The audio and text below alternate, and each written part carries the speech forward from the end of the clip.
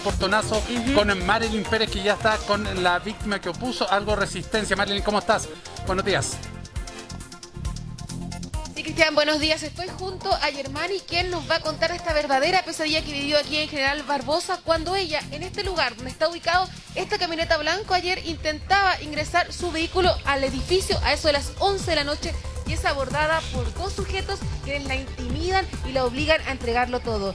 Germani se resistió, me dice no lo volvería a hacer porque fue una maniobra arriesgada. Buen día. Buen día. Como a las 11:30, casi 11:40, venía de terminar mis labores de trabajo, porque trabajo con Mercado Libre haciendo repartos de paquetes, y como estaba como por Lo Barnechea, que fue que terminé por ahí, y de aquí para allá más o menos me tardo como media hora. Y llegando al edificio, nos estacionamos ahí un rato mientras reviso, porque tengo que hacer reporte de todo lo que hago, y como tenía paquetes faltantes, entonces me quedo para yo anotar todo lo que tengo, y justo cuando saco mi cartera, todo, entonces vienen dos sujetos y me dicen que tenemos que entregar todo, dame la llave del auto, los teléfonos, todo lo que tengan.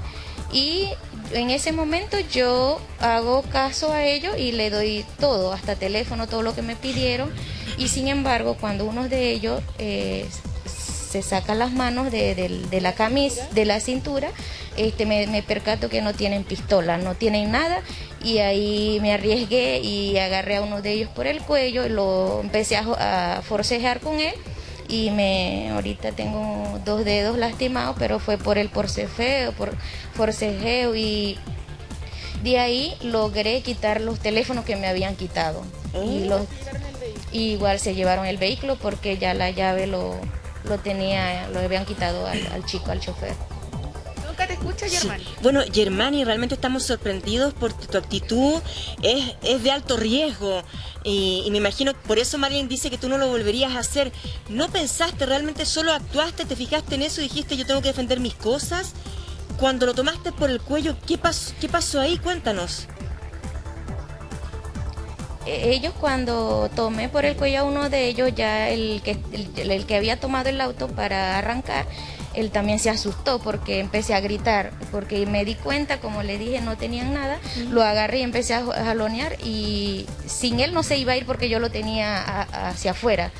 Y ahí cuando empecé a gritar salieron los vecinos, y había un auto, un auto blanco pequeño esperando adelante, pero ellos estaban ya estacionados ahí, parece que ya estaban esperando a alguien, a quien, A una víctima. asaltar. Claro. La verdad es que uno siempre sostiene en estos casos. Sí. Sí, la verdad es que uno siempre sostiene en estos casos, y es lo que te quiero preguntar, que la verdad no reaccione.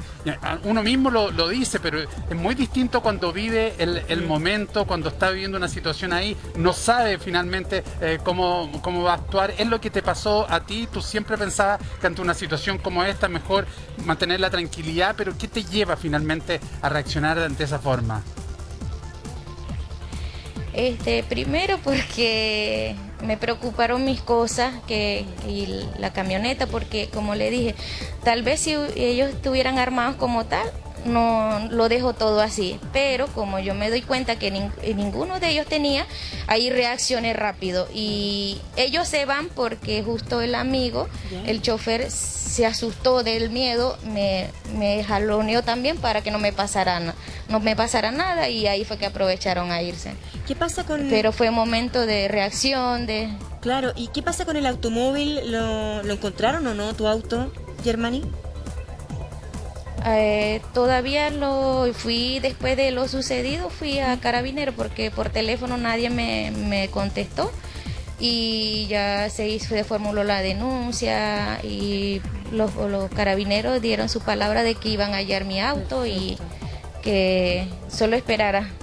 Y hoy, Germani, en todo caso, sí. Sí, es mi herramienta de trabajo, claro, apenas. Recién lo sacamos en julio porque queríamos independizarnos, después de tanto esfuerzo. Apenas tenía 4 meses con el Mercado Libre, pero Germani, Entonces tú dices, y para que le cuentes a los ciudadanos que hoy te ven, que no lo volverías a hacer, porque claro, puede ser que no estén armados, pero igual te podrían haber golpeado, o sea, podría haber sido mucho más terrible de lo que te pasó. Igualmente estás herida en 2 dedos, pero podría haber sido mucho más complejo para ti. Sí, realmente sí, pero no sé cómo explicar. En ese momento fue algo que se dio en el momento, pero yo sé que no se debería porque realmente es riesgoso. Sí. Pero ya, como le digo, no es la primera vez que pasa este tipo de asaltos aquí, justo por esta calle, es porque también es oscuro. Claro. Y Germani, como dice, siempre hay que andar precavidos, pero para ayudarte en me confié demasiado. Te confiaste demasiado. ¿Quieres dar los datos de tu automóvil? Siempre es bueno entregar, si tienes la placa patente, las características, y así si es que algún ciudadano lo ve, haga la denuncia, te podrían ayudar en esta red que se transforma, esta red ciudadana, donde se puede entregar este dato y las personas pueden encontrar tu auto en la calle deambulando. ¿Tienes la información de tu auto?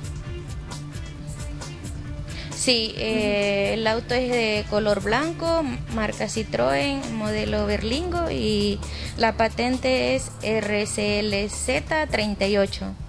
Perfecto, Germani, ojalá que lo encuentres y a cuidarte y a recuperarte pronto. Y para la próxima, ojalá, bueno, uno nunca sabe cómo va a reaccionar, pero siempre es bueno ensayarlo en la mente. Podría ayudarte a evitar que reacciones en una situación así de compleja. Un abrazo, Germani, cuídate mucho y ojalá que recuperes todo. Mucha fuerza. Ya, muchas gracias. Sí, abrazo, gracias, Marilyn. Marilyn sintió el temblor, cambiando de tema, ¿sentiste el temblor, Marilyn? Sí, pero yo soy de las personas que siente el temblor y no se levanta. Y seguí durmiendo. Abrí un ojo y seguí ahí, porque no le tengo miedo a los temblores. ¿Cristian Pino? ¿Usted? También lo mismo, estaba durmiendo, empecé a sentir las copas, y dije, no puedo perder las copas, las copas regalonas, así que corrí a las copas. Pero lo sentí. ¿Sí? Oh, yo no estaba durmiendo todavía. ¿En serio? No podía dormir. Sí, ¿Cómo? mi gatita lo sintió antes que nosotros. Ella paró las orejitas y dije, algo está pasando. Me avisó.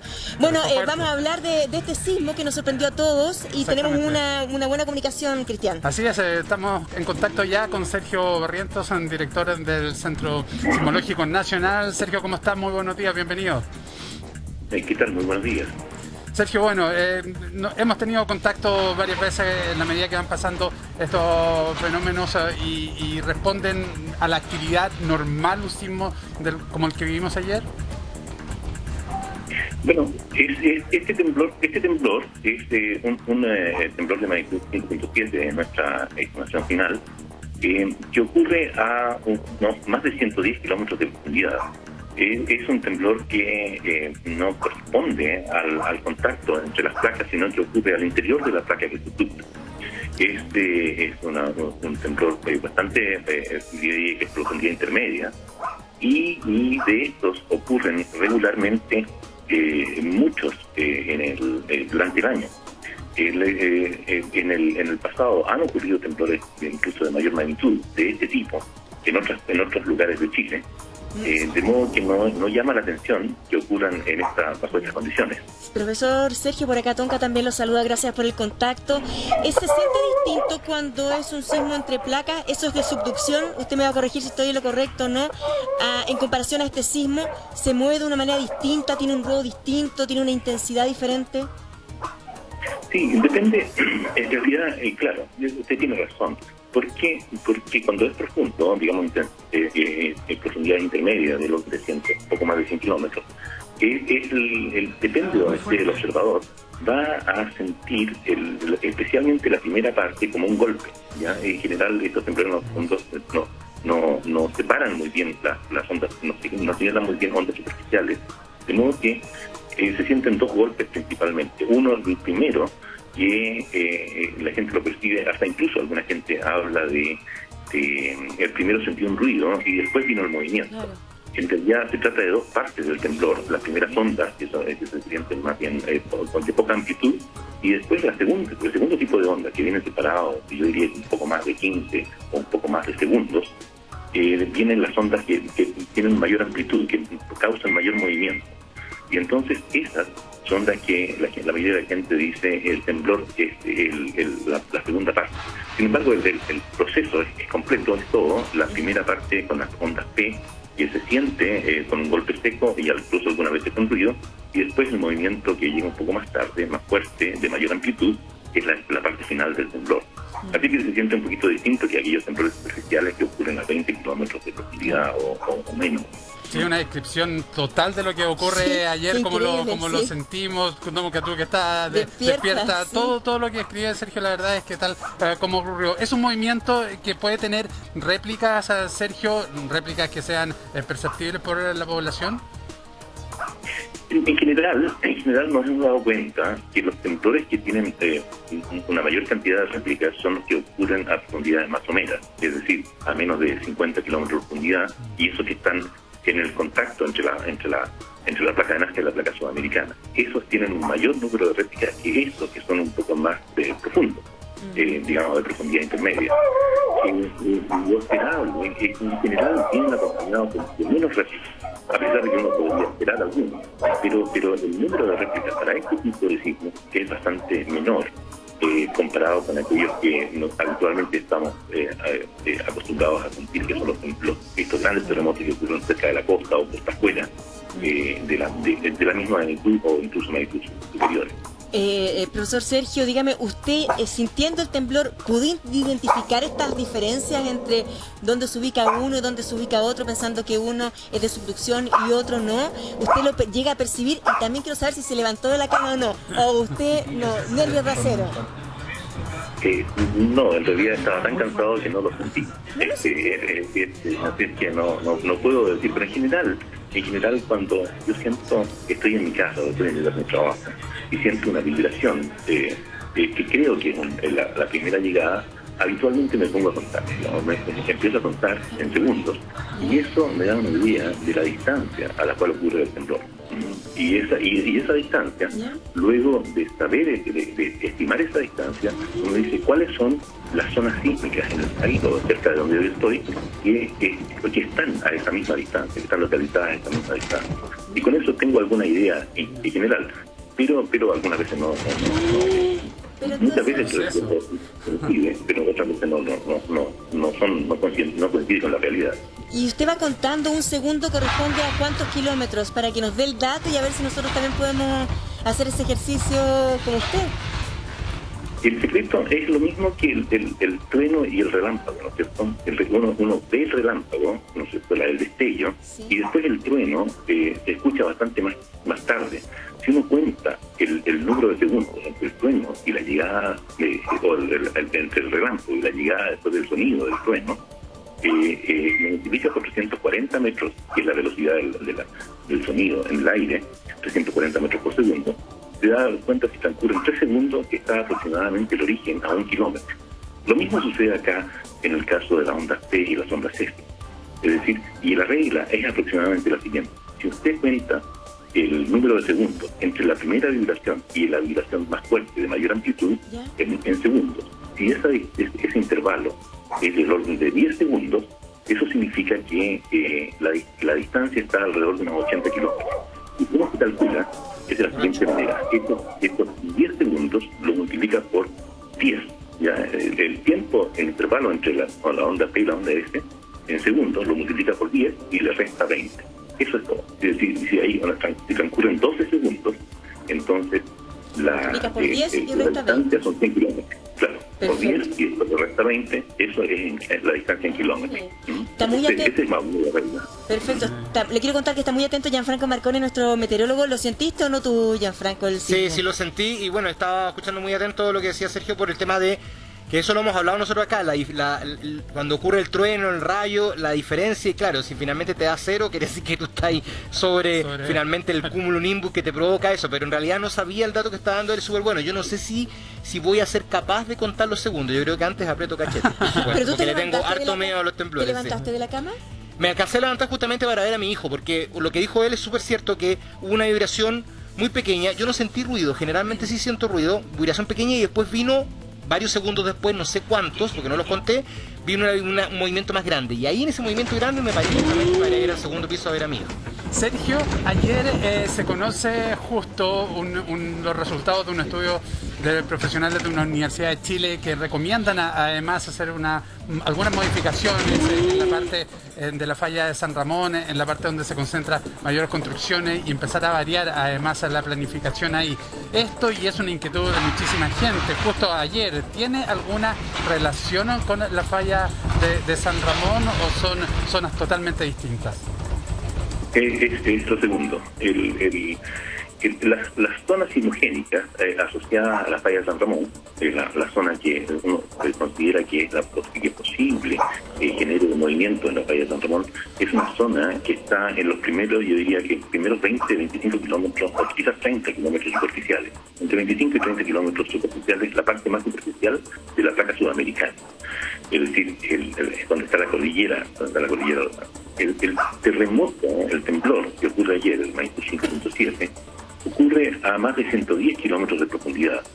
Y eso es una zona, e incluso ocurre al interior de la placa de Nazca, al interior de la placa que es subducta. Entonces, la zona donde ocurre el sismo es totalmente distinta. Se trata de placas distintas donde ocurre el terremoto, donde ocurre este terremoto. Pero, profesor, de manera que uno puede considerarse independiente. Perfecto, pero ¿podría, por ejemplo, un sismo como el de ayer activar la falla o no tiene nada que ver ninguna conexión? Bueno, ha habido casos ahora que incluso hay un mayor número de estaciones sismológicas distribuidas en todo el mundo. Uno puede detectar algunos pequeños temblores que ocurren cuando con el paso de las ondas de ciertos terremotos, y eso especialmente en lugares donde hay mucho fluido, donde hay agua, fuentes termales, donde hay tipo de fluidos muy cerca de la superficie, cerca de las fallas. Ahí se nota que se activan pequeños microtemblores. Y para los terremotos grandes, en general, se espera que se activen en las zonas inmediatamente laterales de la falla que se activó inicialmente. De modo que yo diría que las condiciones de estrés, las condiciones de tensión que tienen que darse en una región tienen que ser tales para que una pequeña perturbación pueda gatillar un temblor en esta región. Y eso es lo que se requiere, y un temblor probablemente se active con el tiempo, porque estas fuerzas continúan, son permanentes, ocurren continuamente, de manera que es posible que una vibración pueda gatillar un temblor en otra parte, pero yo diría que como se trata de zonas distintas, es poco probable. También, profesor, estamos nosotros viendo en nuestra pantalla gigante justamente la falla de San Ramón desde Las Condes, La Reina, Peñalolén, La Florida, Puente Alto y Pirque, ¿verdad? Que toman la falla e incluso otras comunas más. Es de cuidado toda la sensación y la percepción de preocupación que hay, sobre todo con la construcción en esa zona. Se dice que si se activara la falla sería un sismo tremendamente importante. ¿Sería parecido al día que vivimos el 27F o no? ¿Usted diría estamos sobre reaccionando o hay que poner la mirada sobre esa zona y ese peligro inminente? Bueno, yo creo, a mí me parece que es un conocimiento, como toda actividad humana, una vez que uno conoce un poco mejor una situación, un fenómeno, empieza a ver de qué manera lo podría afectar. Y en este caso es una falla que se ha estado estudiando. Yo diría que se conoce su actividad desde el principio de los años 2000 probablemente. Así que es un conocimiento que se está incorporando a nuestro placer, y como tal, mientras más estudios se hagan, mejor es para todos. Mientras se conozca el peligro de mejor manera, es mejor para toda la comunidad. Indudablemente que, como ya hemos establecido, esa falla que es activa, es una falla, ahora el nivel de actividad es bastante menor que la zona de subducción, por ejemplo, donde hay terremotos magnitud 8 o superiores del orden en una región determinada, y con un periodo de recurrencia del orden de 100, 150 años. De ese orden, esa actividad es muchísimo más, predomina el paisaje, domina el paisaje sísmico del país. en esta falla los niveles de acumulación de tensión son mucho menores en el tiempo. Así que se demoran, los intervalos entre terremotos, estamos hablando de probablemente miles de años. Y eso es lo que justamente el profesor Easton ha estado trabajando, reconociendo que la actividad anterior ocurre hace 17.000 años y probablemente hace 8.000 años atrás también. Entonces se trata de actividad de miles de años entre terremotos de magnitud 7, 7,5, de ese orden es lo que se espera. Ahora, si uno lo quiere considerar, obviamente en el largo plazo, si uno construye obras que van a durar cientos de años y probablemente miles de años, entonces es necesario incorporarlo inmediatamente en las decisiones que uno toma hacia el futuro. Y mientras tanto, yo creo que uno tiene que ir adaptándose al conocimiento de este nuevo peligro para tomar las medidas que le parezcan a la sociedad conveniente. Yo diría que hay ciertas...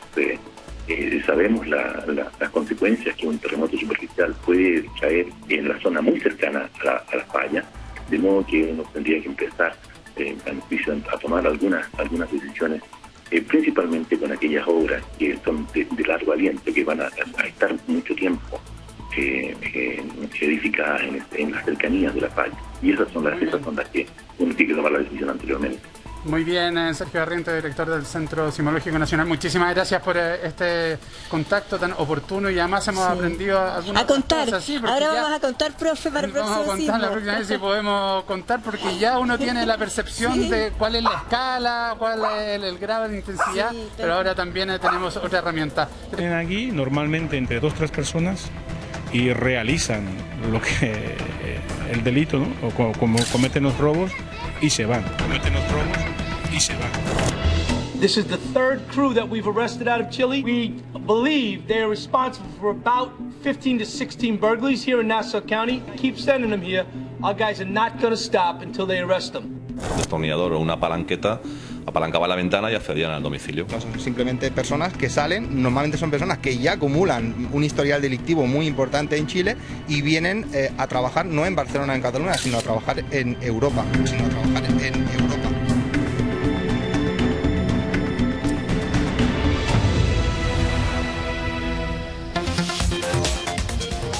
Cristian Tonka, con pasaporte en mano, son chilenos que salen de nuestro país, pero no precisamente de vacaciones, sino que a robar y a asaltar personas en Europa, en Estados Unidos y también en España. La Interpol hace poco logró ubicar a uno de estos chilenos, quien será extraditado. ¿Cuál es la forma que tienen de operar? Le voy a contar todos los detalles, pero antes, la siguiente nota. Los agentes han recuperado así joyas, relojes, ropa de diferentes marcas. Toman el avión como turistas, pero al llegar no solo tomar fotos es lo que les atrae, también todo lo de valor que puedan encontrar. Aparecen en las noticias locales. Police in Sydney say 8 people they have in custody of fly-in fly-out thieves organized by a gang in Chile. Son una exportación poco tradicional, la menos deseada y la que produce riqueza solo para los delincuentes que se atreven a atacar en manada. Ya son famosos como grupo. Hoy les hablaremos sobre algunos en particular. Los armarios abiertos, ropa afuera, papeles por el suelo. Once we arrested him, we determined that he was a Chilean national, and then looking at some of his history, we determined that he was committing crimes. Referred them again as a South American theft group. Son los temidos lanzas internacionales y el más reciente caso de un chileno encontrado por Interpol en nuestro país en la siguiente nota.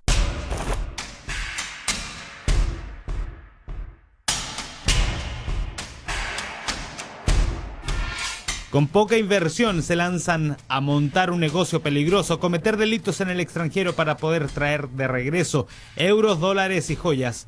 Cuando en el país donde cometen sus ilícitos los siguen buscando, ellos cruzan la cordillera para disfrutar acá todo lo robado. A Merry Christmas and a Happy New Year. Thank you to all my followers, my customers, my teams and management who run all the restaurants. Probablemente Marcus Waring no tenga un buen recuerdo de los chilenos. Este reconocido chef de Inglaterra es uno de los casos íconos del actuar de delincuentes nacionales fuera de Chile.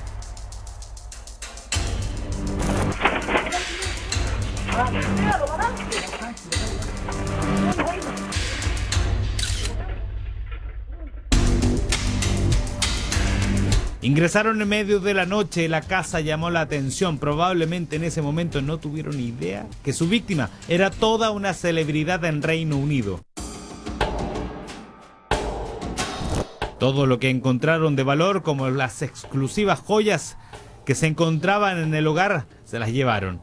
El registro de las cámaras de seguridad poco dejaba ver sus rostros, pero más adelante la policía los encontraría. Se trataba de Nicolás Portilla Astorga, Danco Carvajal Donaire, Jorge Rojas Lara y Claudio Donoso Núñez, todos de nacionalidad chilena.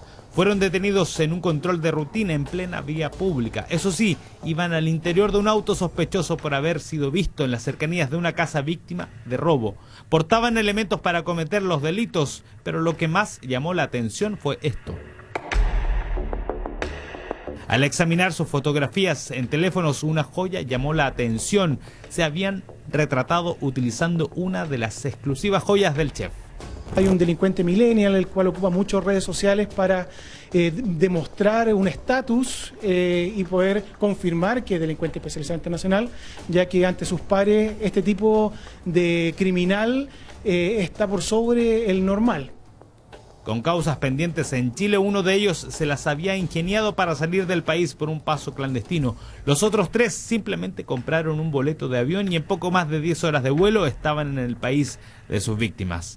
A través de Interpol se solicita una confirmación de identidad, quienes a través de huellas dactilares mandan desde Reino Unido para hacer un cotejo en el laboratorio de criminalística de la PDI y así confirmar la identidad de esta persona detenida. Los 4 detenidos fueron condenados a 3 años de prisión por sus delitos, pero al finalizar estas condenas también existe la posibilidad de que deban regresar por los requerimientos en nuestro país. Según la estadística de 2019, habían al menos 60 prófugos de la justicia chilena en el extranjero, pero ellos son solo una parte de los delincuentes nacionales que han ayudado a convertir esto en realidad. Destornillador o una palanqueta apalancaba la ventana y accedían al domicilio. La cerradura la han forzado. Es la lejanía del centro y entonces está todo más tranquilo, son casas de planta baja. ¡Que sois muy listos, policía! O sea, que hay dinero, que hay gente con mucho dinero. Y es que no es solo Europa, están por todo el mundo buscando facilidades para el delito. Según estadísticas de la PDI, desde 2018 hasta abril de 2020, un total de 998 chilenos han sido deportados por distintas razones. Un 7% desde Reino Unido, otro 12% desde España. Y vea la diferencia, un 30% desde Estados Unidos. Estas imágenes corresponden a delitos cometidos en Los Ángeles y en Long Island. Sus víctimas hoy probablemente nunca sacarán de su memoria el acento de estos chilenos mientras eran víctimas de un asalto. Once we arrested him, we determined that he was a Chilean national, and in looking at some of his history, we determined that he was committing crimes. We referred to him again as a South American theft group. Por estas razones, The Times, reconocido medio internacional, dedicó varias páginas para explicar en inglés sus orígenes, los métodos y la forma que tenían cada vez que atacaban.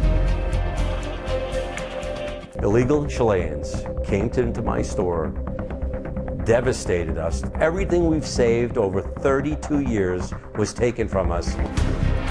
Se supone que hasta existiría un clandestino trabajo de avanzada de otras personas que ayudarían para conseguir el alojamiento, el transporte y hasta teléfonos celulares a la llegada de este grupo de delincuentes. This is the 3rd crew that we've arrested out of Chile. We believe they are responsible for about 15 to 16 burglaries here in Nassau County. Keep sending them here. Our guys are not going to stop until they arrest them. Pero muchos otros se regresan y en nuestro país continúan apostando al delito como una única fuente de ingresos. Operación Deportado se llamó y bajo el nombre se plasma el trabajo de seguimiento de casi un año de la PDI de Ovalle a un grupo familiar. 15 millones de pesos sacó de la cuenta una clienta que ya había sido marcada.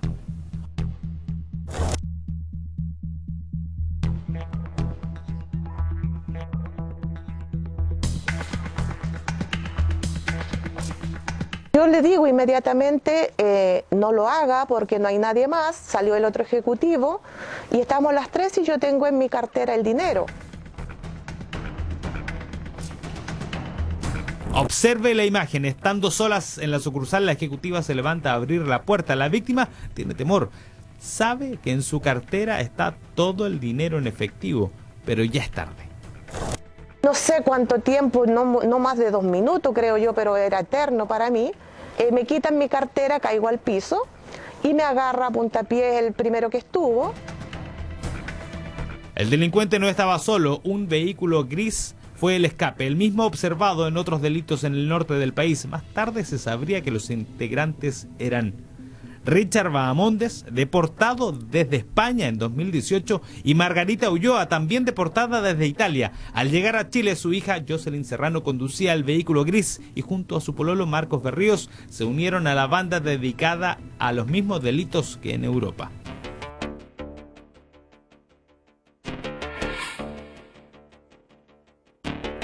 En esta casa ubicada en la Herradura se ocultaban los deportados y la heredera de los ilícitos.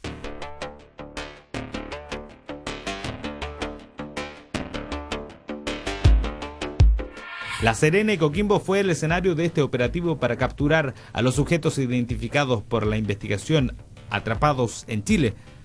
Y es que no es raro que luego de lograr las ganancias en el extranjero, luego regresen al país, al lugar donde la experiencia les ha dado seguridad, como el caso de Williams Lobos Morales, investigado por un violento robo de joyas en las cercanías del Mediterráneo el 23 de octubre de 2019. Cuando un grupo de asaltantes atacaron a un hombre golpeándolo en la cabeza y apuñalándolo por la espalda para escapar en un Mercedes-Benz con 4 maletines repletos de joyas con un valor de 114 millones de pesos. Fue detenido en Chile el 15 de octubre por Interpol en Cerrillos y actualmente está en Santiago 1 a la espera de su extradición a España para enfrentar a la justicia. Uno más de tantos que, pasaporte en mano, comienzan un tour delictual, dejando una triste historia en la justicia internacional. Son verdaderos tour delictuales, Cristian Tonka, lo que hacen estos lanzas internacionales. Yo les decía, ellos con pasaporte en mano van hacia Europa, especialmente España, también Italia, y realizan estos lanzazos, pero tienen distintas formas de operar. Algunos solo realizan lanzazos en la calle, roban carteras, joyas, pero hay otras agrupaciones más organizadas que también roban en casas, como ocurrió con esta banda que hace unos meses encontraron en Canadá, que estaba integrada por 4 chilenos. Pero hay una particularidad de este último sujeto que está justamente siendo buscado por la Interpol. Ustedes saben que se sacó una foto con un collar, que la tenemos incluso en un apoyo, y es así como sus víctimas logran identificar que finalmente era el sujeto que había entrado a las casas y finalmente es detenido. Tenía justamente esta joya con esta medallita que había sido robada en una de las casas. Era lo que hablábamos ayer, que como son delincuentes más jóvenes, suelen ostentar todas las cosas que roban en sus redes sociales. Justamente, triste fama la que tenemos en este caso, y queda súper claro con la nota que nos presentaste, Marín. Nos acompaña también Bárbara Salinas, nuestra abogada. Bárbara, te saludo para que nos comentes cómo funciona el tema de la extradición en este caso en particular. Aprovecho a saludarte, Cristian, buenos días. Hola. A ver, la extradición funciona, en este caso va a depender si existe o no existe un tratado de extradición, pero aunque no existe un tratado de extradición, igualmente esto funciona de acuerdo a normas del derecho internacional. En términos simples, hay un estado requirente, ¿no es cierto?, que es el que le solicita al país donde se encuentra la persona a quien quieren extraditar y traer de vuelta al país para ser juzgado. Se le presentan todos los antecedentes y hay ciertos requisitos que básicamente dicen relación, Tonka y Cristian, con que esos mismos hechos sean delitos también en el país que está haciendo, que es de la extraditación pasiva en este caso. Por ejemplo, el caso de Chile. Es decir, si una persona es encontrada en Chile y cometió delito en el extranjero, el país donde se cometió esos delitos va a pedirle a la justicia chilena, concretamente a la Corte Suprema, que se conceda la extradición para que sea juzgado y sea en definitiva condenado en el país donde cometió el delito. Así es, bueno, tenemos otra nota, Marilyn, que da cuenta también de lo mismo, porque en el anterior reporte iba en aumento la cantidad de personas que están siendo solicitadas por la justicia, y además han habido un constante aumento de delincuentes chilenos que van a Europa y a otros países en general a realizar este tipo de delitos. Sí, especialmente en España, Cristian. Y saben que la forma que tienen ellos de operar y de mandar las cosas que robas es mediante encomienda. Le voy a dar más detalles, pero tú lo decías. se ha detectado más chilenos robando en el extranjero, especialmente en España, y esta es su forma de operar. Los agentes han recuperado así joyas, relojes, ropa de diferentes marcas. Aparecen en las noticias locales. Los armarios abiertos, ropa afuera, papeles por el suelo. Se conoce su estilo. Destornillador o una palanqueta apalancaba la ventana y accedían al domicilio. La cerradura la han forzado. Es la lejanía del centro y entonces está todo más tranquilo, son casas de planta baja. ¡Que sois muy listos, policía! Generan temor. O sea, aquí hay dinero. Que hay gente con mucho dinero.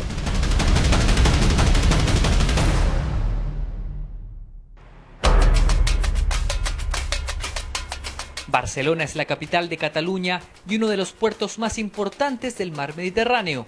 Segunda ciudad más poblada de España, que cada año recibe 17 millones de visitantes extranjeros. Unos pocos son chilenos y están causando problemas. Vienen aquí normalmente entre 2 o 3 personas y realizan el delito, ¿no? O como cometen los robos y se van. Llegamos hasta la oficina central de la Policía Autonómica Catalana, los Mossos de Escuadra. Según sus datos, los primeros en llegar a Europa hace más de 10 años fueron los lanzas internacionales.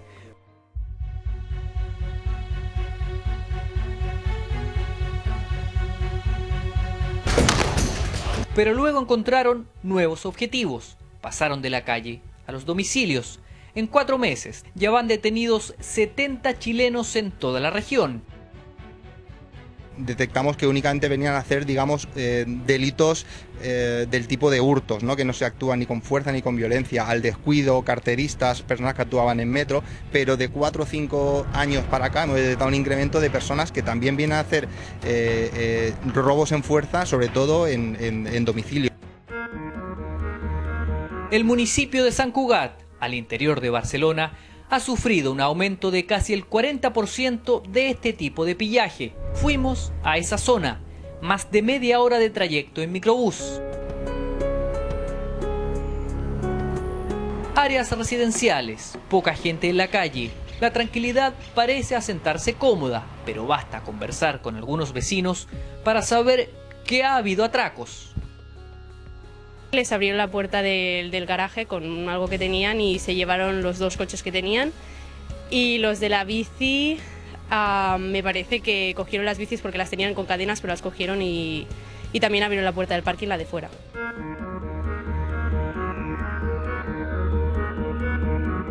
No tenemos indicios a fecha de hoy que esas personas puedan estar dirigidas por gente del exterior, sino son simplemente personas que salen, normalmente son personas que ya acumulan un historial delictivo muy importante en Chile y vienen a trabajar no en Barcelona, en Cataluña, sino a trabajar en Europa. Y trabajar, evidentemente me estoy refiriendo a esas personas que salen a delinquir. El perfil del delincuente chileno lo forman personas de entre 18 y 25 años sin intenciones de radicarse, que por norma general usan los 3 meses de visa de turista para moverse libremente por el espacio común europeo. Algunos traen antecedentes penales a cuestas, tienen experiencia y en Sant Cugat hay dinero, motivación suficiente para arriesgar pasar de entre 2 a 5 años en la cárcel si son detenidos y condenados. Juan Carlos Vázquez no tenía ninguna medida de seguridad especial. El año pasado le entraron a robar a su casa en Sant Cugat. Los ladrones subieron la persiana, forzaron una ventana y entraron. No había nadie en casa. Y eso quieren los chilenos, aparecer cuando la familia está fuera. La sensación esa tan desagradable de encontrártela toda la casa revuelta, todos los cajones por el suelo, toda la ropa, esa cosa de que alguien pues ha estado hurgando en tu intimidad, ¿no? Entonces fui para allá y realmente lo único que habían robado, pues bueno, las 4, digamos, joyas, que la palabra suena un poco gorda, que tenía mi mujer, que unos pendientes, un collarito, un anillo, o sea, las 4 cositas y poco más. Es verdad, lo único que buscaban era, digamos, oro, ¿no? ¡Que sois muy listos, policía!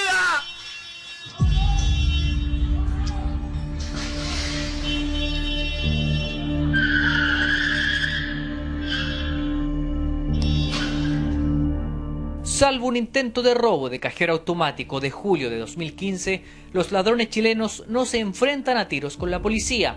Evitan el enfrentamiento incluso con los moradores.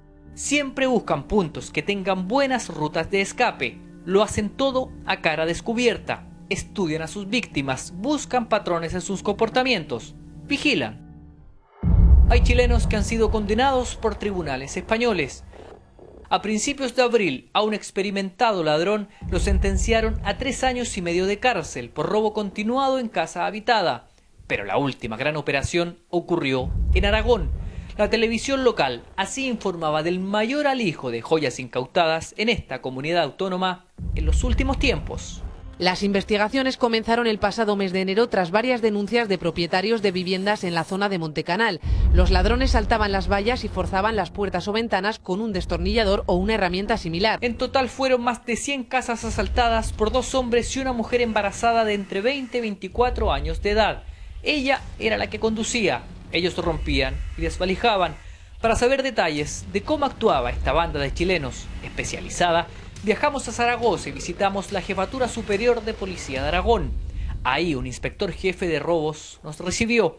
Prefería no mostrar su rostro, pues hay operaciones vigentes contra chilenos por otros delitos. Una mujer en estado de gestación bastante avanzado, ¿no? Que pasaba totalmente desapercibida a cualquier ojo, ¿no? O sea, una chica joven, embarazada, paseándose por una zona más o menos de zonas residenciales, ¿no? Porque en este caso son gente que se dedica a robar en chalets. Pero pasaron solo 20 días en prisión preventiva. El juez los dejó en libertad, aunque donde vivían, en un pueblo llamado Ricla, se les encontraron 125 anillos, 120 pulseras, 115 colgantes, 80 pares de pendientes, 80 relojes y medio centenar de bolsos, además de ropa.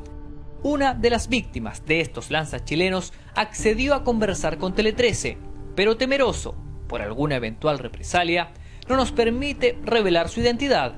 La policía hace su trabajo impecable, recupera, bueno, según decían en la nota de prensa, el mayor alijo de joyas incautadas en Aragón.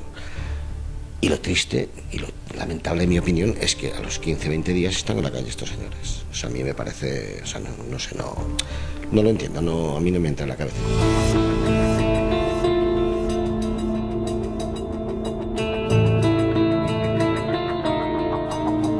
Una de las primeras veces que detectamos a este grupo se nos dio a la fuga, ¿vale? En uno de los asaltos a los chalets, y cuando iban a ser identificados, pues se nos dieron a la fuga, ¿no? Pues algo pues muy similar a lo de las películas y tal, ¿no? Cogieron el coche, salieron en contradirección, en fin, lo hacían bastante bien. En este momento en Zaragoza no se investiga ninguna banda de chilenos que esté en acción. Ahora, lo que ha comenzado a preocupar es nada menos que los secuestros virtuales realizados desde nuestro país. Ya van 60 denuncias en lo que va del año y 5 personas ya cayeron en la trampa. Justamente lo que buscan estos lanzas internacionales, como los llaman, es tener estatus, conseguir también un nivel de vida superior y también las cosas que robaban, yo les decía, en el extranjero la envían vías encomienda, pero hay otras personas que también quieren vivir a un nivel de vida mayor, pero que no precisamente realizan este tipo de delitos, sino también realizan fraudes, como ocurrió con la Scarlett Johansson chilena. No sé si se acuerdan de ella, Carolina Leiva, quien fue detenida hace un par de años por estafar a 3 bancos y 6 personas naturales por 3.000 millones de pesos. Ella lo que hacía también es que se relacionaba con mucha gente importante, con mucha gente conocida, tenía fotos con actores, tenía fotos con presentadores de televisión. Bueno, hace poquito salió de la cárcel y tuvo una conversación en exclusiva con nuestro animador.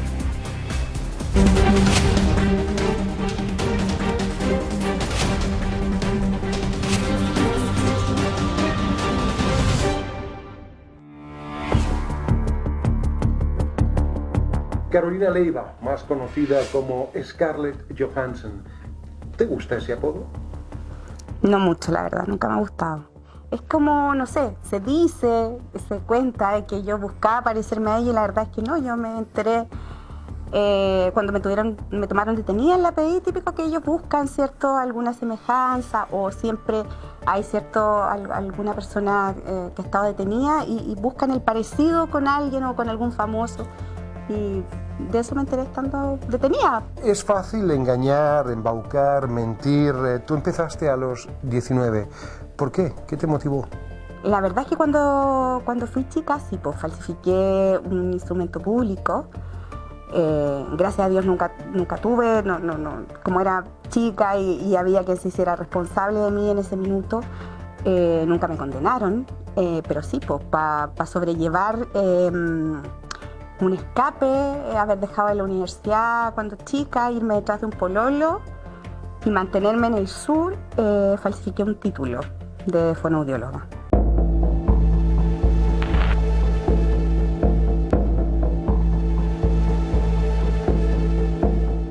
¿Y cómo entras en la espiral? Porque ese es un comienzo, no es un final. No, ese fue el comienzo, yo creo, de mi vida relacionada, ¿cierto?, a lo delictual. Tal vez de como para a un diagnóstico más bien psiquiátrico, ¿cierto? Y un análisis a posterior, digamos, pero mucho más largo. Yo no me podría justificar en eso. ¿No hay justificación a tu juicio? A mi juicio no existe ninguna justificación como para haber cometido o para haber delinquido en el fondo.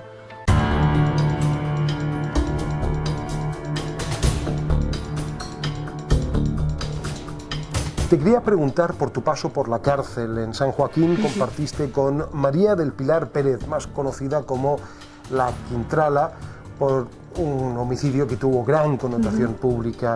Ella parece haberte ofrecido protección en un inicio, una suerte como de cobijo en la cárcel. ¿Cómo era la relación con ella? ¿Cómo era eso de convivir en la cárcel? Es complicado. En esa sección en particular donde yo estuve al principio en Santiago, bueno, sin duda hay mucho mayor resguardo, hay menos cantidad interna, éramos 2 internas, vivíamos bastante acomodadas en comparación al resto de la población penal. Sí, pucha, la María del Pilar al principio fue bastante amorosa, me recibió, ella está a cargo como, la verdad es que ella como que un poco es como la jefa, ¿cierto? O así te lo hace sentir. Como la regenta, ejerce un liderazgo. Es como la regenta, absolutamente, de esa sección en particular. Conmigo fue muy amorosa al principio. ¿Y por qué? Porque las otras presas le temen. Está basado en miedo. Yo creo que hay un poco de temor, porque finalmente ella dice tener una muy buena relación, ¿cierto?, con la jefatura y sin duda... ¿Con Gendarmería? Sí, con Gendarmería, sí. Y hay un poco como de... Yo creo que hay un poco de razón en eso. La Pilar ha tenido varios conflictos que han sido de hecho conocidos en la prensa, ¿verdad?, con otras internas, pero finalmente la Pilar siempre gana, pues. Es una cosa muy rara. ¿Y qué pasó contigo? ¿Te ganó a ti también? A mí también, sí.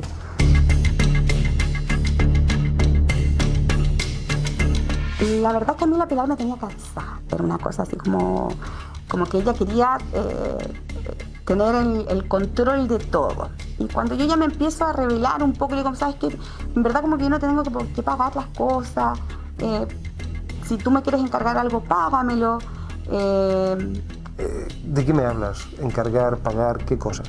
No sé, de repente le pedía cosas a mis nanas y yo se las regalaba. Entonces estuvo como muy regalona a mí en alguna época. Prohibía hablar con ciertas personas. Me prohibía juntarme o relacionarme con otras internas. Pues yo ya luego me fui trasladada a Rancagua y ahí era... ¿Por qué? ¿Qué pasó? ¿Cuáles fueron las amenazas? Tuve un episodio de violencia con la María del Pilar y tuve varios episodios en los que viví violencia por parte de los funcionarios de Gendarmería. Y luego ya por un tema de protección, ¿cierto?, el director nacional de Gendarmería me traslada a Rancagua, decidí trasladarme por un tema de resguardo y seguridad. ¿Te amenazó de muerte? ¿La Quintrala? No.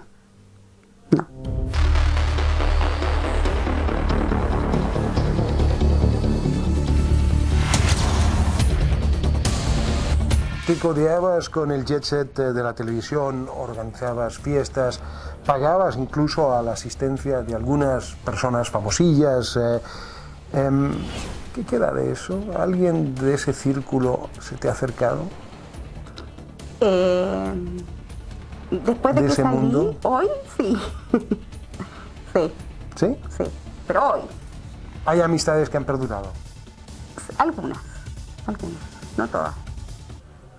Pero en general como estas relaciones, por ejemplo, con la gente, no sé, con las actrices y todo, yo la encuentro más bien operativa para ellas, en el fondo. ¿Cómo así?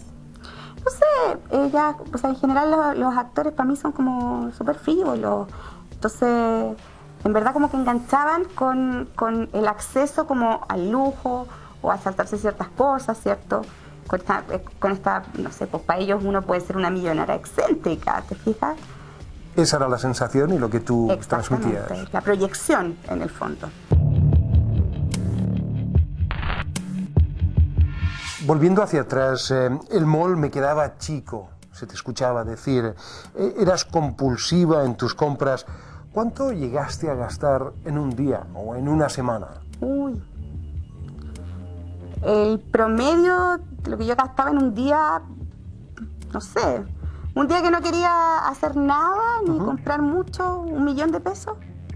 Y un día en el que compraba mucho, promedio, 5 millones, no sé, 15 millones. Era eso, no era una gran compra, digamos. Porque tú decís, una persona normal con 15 millones de pesos, no sé, pues, puede amoblar un departamento, ¿te fijáis? Pero no, para mí eran cosas como muy normales.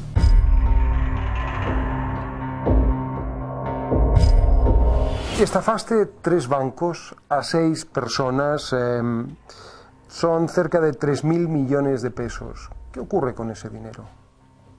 Yo hice una bicicleta financiera. Nunca se encontró, ¿ya? A pesar de que uno obviamente en el proceso, ¿cierto?, de investigación, tú alzas el secreto bancario, pero a mí no se me encontró absolutamente nada. Yo gasté esa plata.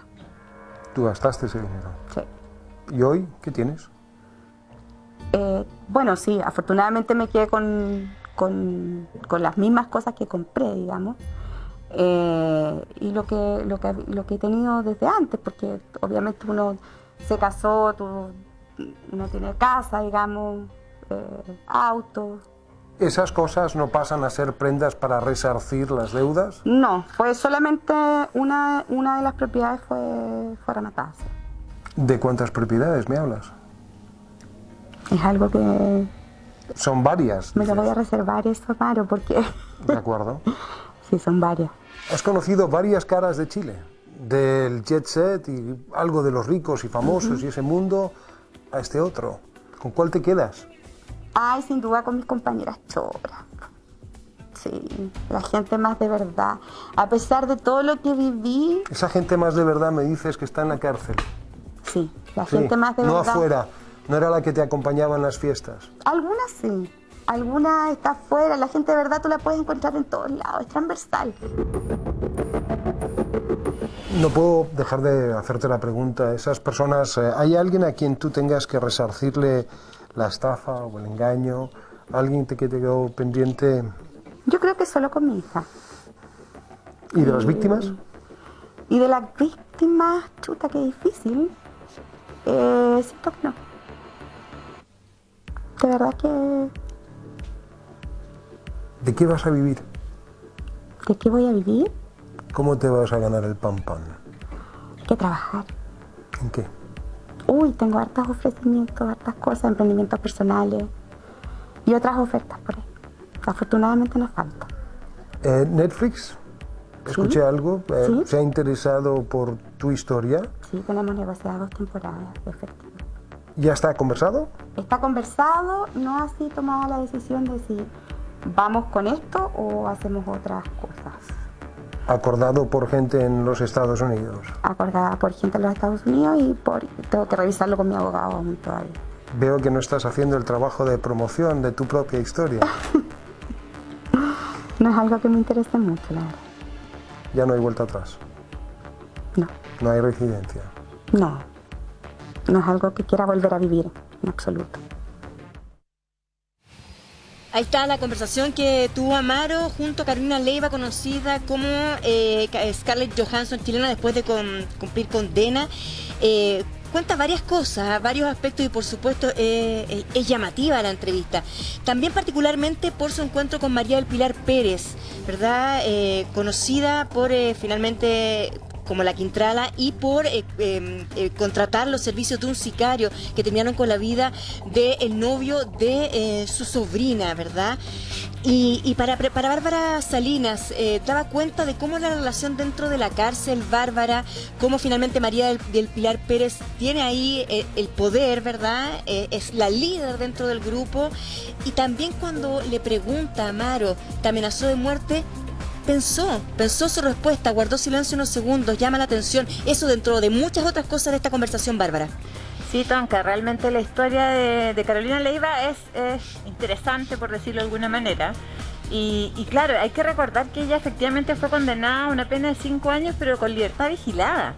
Y lo que pasa es que ella después se declara prófuga, estuvo 180 días prófuga, 6 meses prácticamente, y es una cuestión que uno le cuesta entender porque se había obtenido un beneficio. Finalmente la Corte ordena un cumplimiento efectivo de condena y es ahí cuando se encuentra con Pilar Pérez. Ahora, esta historia que cuenta ya respecto a Pilar Pérez se da mucho efectivamente en las cárceles, tanto de hombres como de mujeres, donde evidentemente hay gente que ejerce un liderazgo, una posición de poder.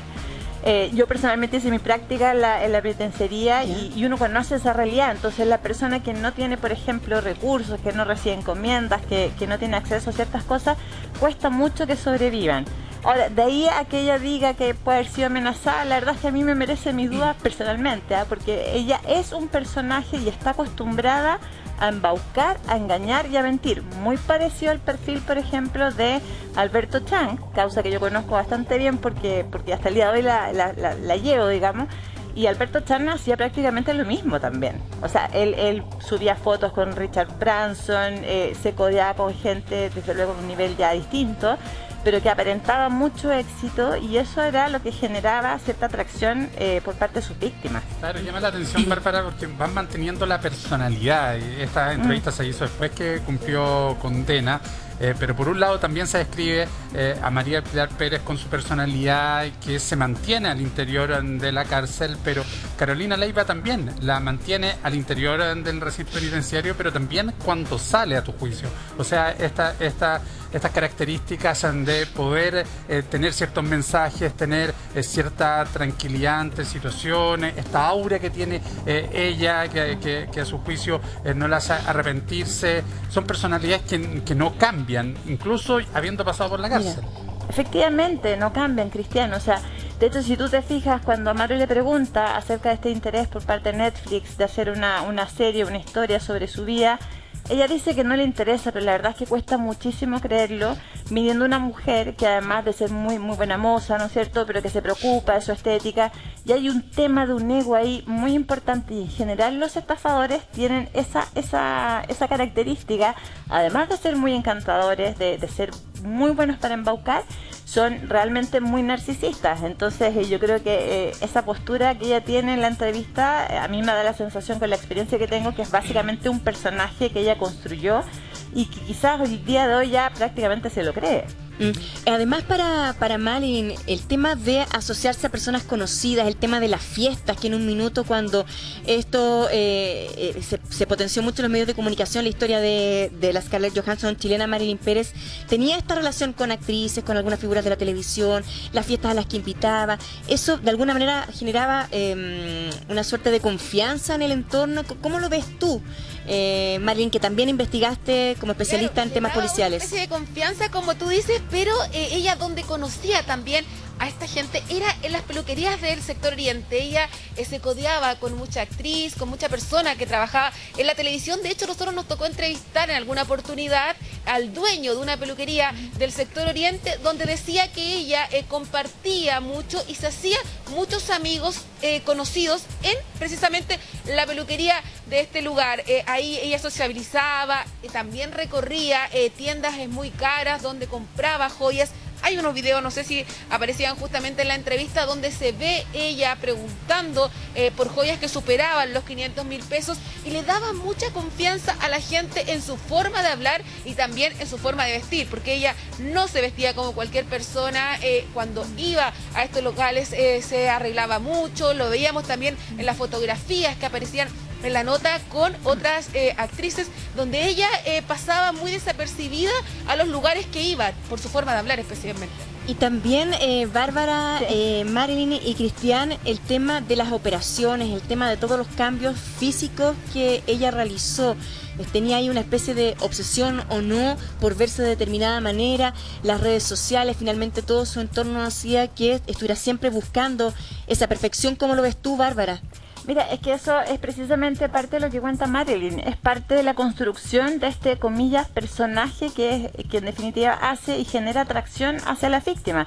Y recordemos algo, ella se hacía pasar por médico, dentro de todo su entorno se hacía pasar por médico. El Ministerio Público nunca le pudo imputar cargos porque tampoco ejerció legalmente la profesión.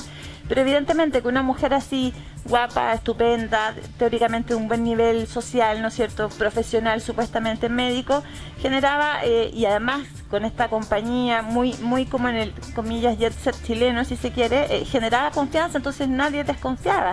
Ella incluso, el tema de las cirugías también, insisto, da cuenta de su personalidad y de mucho narcisismo, muchísimo narcisismo. Yo creo que ella, esto que dice que le molesta, que la comparen con Scarlett Johansson, finalmente termina agradándole. ¿Cómo no le va a agradar si la están comparando con una tremenda actriz de Hollywood preciosa, y ella se caracteriza por ser, entre comillas, similar, pero además ser una muy hábil estafadora? Justamente tenemos otra nota que queremos compartir con nuestro público, que pone más información en contexto para entender la historia, cómo se hizo conocida Carolina Leiva como la Scarlett Johansson chilena. Acabamos de ver la entrevista luego de cumplir condena que le realizó nuestro animador Amaro Gómez Pablos, pero cómo llegó a ese punto lo tenemos todo resumido en la siguiente nota. Mire, por favor. Me gusta la ropa, las carteras. Llega un minuto en que el molde ya te queda chico, Y era muy encantadora, o sea, ella tenía un poder, tiene un poder de encantamiento. Me gustaba, era algo que yo no podía controlar, porque con un trastorno. Evidentemente levantaba sospecha de más porque venía vestida de doctora, siendo que ella no es médico. Se hacía llamar la Scarlett Johansson chilena. Con varias cirugías estéticas realizadas en los últimos años, intentaba imitar a la famosa actriz norteamericana de películas como Los Vengadores y La Isla. Era precisamente su belleza y su extrovertida personalidad la que les permitió entrar en el mundo de la socialité, codeándose con reconocidos personajes de la televisión y el teatro. Iba encantadorcísima, tenía un encanto y un poder de amorosa. Yo estuve en su casa, estuve con su perro, salí un par de veces con ella y se producía mucho para ir a las fiestas, En algún minuto tuve una obsesión también con el tema de la imagen muy fuerte. No reconocerme, en el mirarme y no ver lo que todos veían. Que ella estaba bien, que era bonita, que estaba flaca. El rostro, la cara es la misma de siempre, o sea, son mis ojos, mi nariz, todo. Yo no me he operado la cara en el fondo, pero sí, obviamente en algún minuto me inyecté botox, vitamina.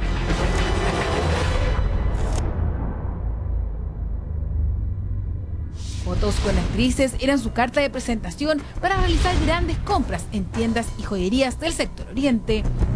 Varias actrices, pucha, la Natalia Valdebenito, de la Marcela, ¿cómo se llama esta actriz? La Marcela del Valle. Entonces ella se fue haciendo amiga y era muy encantadora, o sea, ella tenía un poder, tiene un poder de encantamiento, porque, o sea, la mayoría de los estafadores tienen eso, que son tipos totalmente carismáticos, y ella era una tipa carismática, guapa, quizás un poquito muy operada, y siempre te querían regalar algo. Entonces persigo con esto Ferragamo, ponte tú, me acuerdo comentar con otras actrices, topero, te marco las cejas, y su marido era médico. Tú, por ser señora médico en un banco determinado, vas, pones un pie en el banco y te entregan una tarjeta con 50 palos. Y en el fondo me fui endeudando, o sea, gastando plata. Primero la tarjeta de 50 palos ocupaba, no sé, 2 o 3 semanas. Una impulsividad. Su forma de operar era siempre la misma, aparentaba ser una mujer millonaria y llegaba a las prestigiosas boutiques en lujosos autos, conversaba con los dueños y realizaba una primera compra cercana a los 500.000 pesos. Ya con la confianza ganada, cometía el fraude, entregando cheques de cuentas cerradas. La plata la gasté, no tengo en el fondo otra cosa que no sean las carteras, las joyas. Modus operandi siempre era más o menos el mismo. Ella iba un día, se ganaba la confianza de las personas que se encontraban en el local, entregaba los cheques de las cuentas corrientes que estaban cerradas o que eran falsificadas y con posterioridad ella les pedía que lo cobraran en una fecha en la que ella ya pudiera en el fondo tener el dinero en efectivo respecto de las especies que ella había obtenido de forma fraudulenta. Los cheques utilizados por Carolina Leiva para realizar el fraude eran de su esposo, un conocido traumatólogo de nombre Jorge Valenzuela. Lo conocí a mediados del 2009, ya mi hija tenía 6 meses. Él es médico, sí, digamos, él es mucho mayor que yo, es 53 y yo 34. La vida empieza a cambiar un poco en todo aspecto, no solamente en el tema económico. Pagó con cheques del marido el auto. Yo me enteré de esto porque los fui a recuperar a mi banco, los cheques. Y ahí me di cuenta de que los cheques eran de su marido. Me puse en contacto con él me dijo que todo se iba a solucionar, que evidentemente en una cuenta cerrada hace 3 años.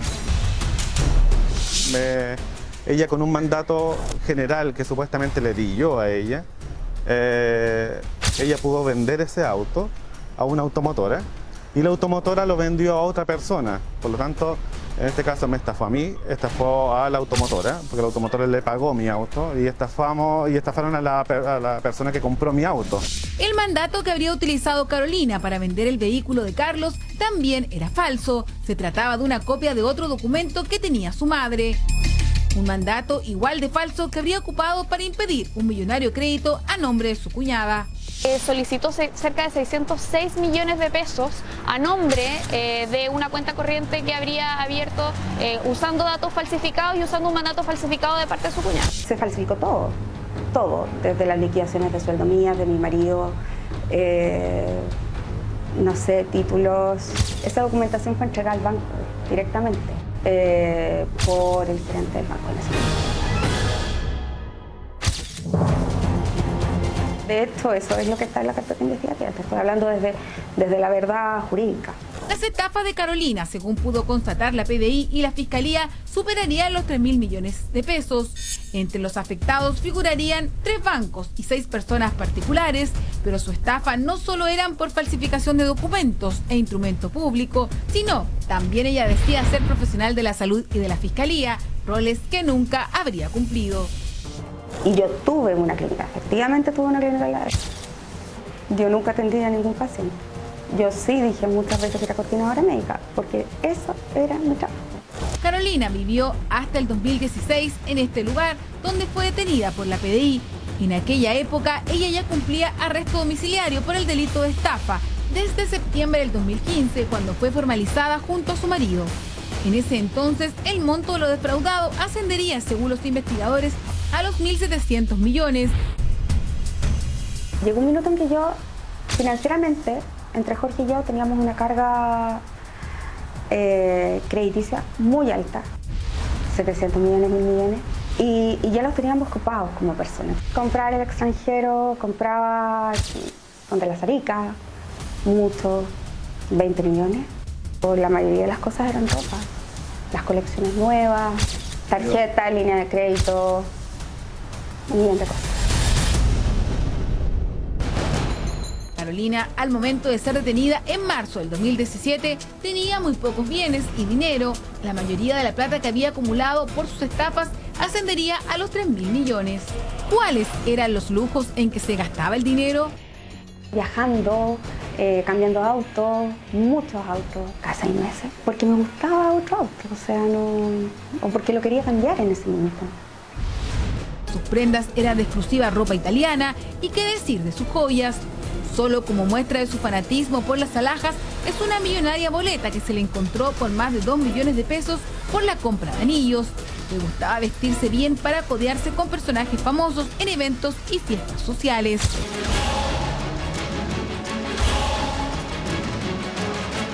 La verdad es que yo no tengo nada que ver con el ambiente del espectáculo, o sea, yo desarrollé amistades con gente que sí, trabaja en la tele, te fijáis. Recuerdo que en esa época, no sé, pues la Bego estaba en una teleserie del 13, ponte tú, y mi peluquero de esa época tenía, no sé, estaba como a cargo de la dirección artística, le hacía los pelos a todas las actrices, y la verdad es que yo siempre llegaba con mi hija, ¿cachai? A la peluquería, iba mucho, y me las topaba ahí, po. Y en el fondo, claro, con algunas llegué a desarrollar lazos afectivos súper profundos y bonitos.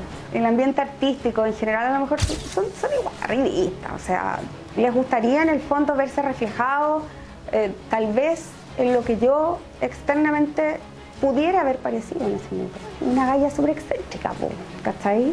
Una galla con muchas lucas, muy bien vestida. ¿Cómo será la vida esta mina? ¿Cachai? Yo creo que eso. Una de las últimas estafas cometidas por esta ladrona de guante blanco sería contra un taxista a quien le habría estafado por 300.000 pesos. El tema del taxista fue un tema de que yo no pude cubrir, ¿cachai? Las lucas. Él me llevaba todos los días a firmar a la comisaría 337.000 pesos. Y no le pagué porque no tenía en ese momento. No tenía, de verdad que yo estaba con cero ayuda económica de mi exmarido. Así fue como esta fanática de las cirugías y las joyas se dio la gran vida. Una mujer que llamaba la atención por su belleza y a quien la policía describió como muy simpática y preocupada por su apariencia.